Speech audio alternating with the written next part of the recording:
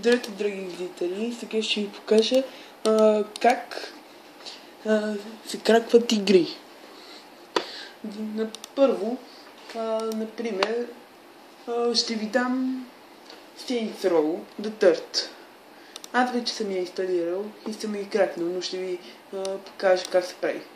Като я инсталирате, обикновено има две DVD-та.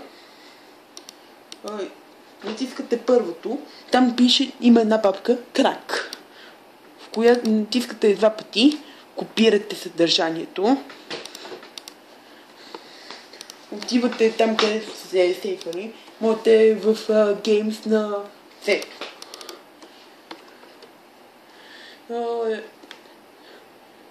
Ето я, Saints Row The Third, Completed Edition. И го поставяте. Това е всичко. Това е всичко, няма друго. Ако не можете да инсталирате, използвате Daemon Tools, която може да изтеглите от интернет. Една от най-хубавите е Daemon Tools Ultra. Тя е една от най-добрите версии на Daemon Tools.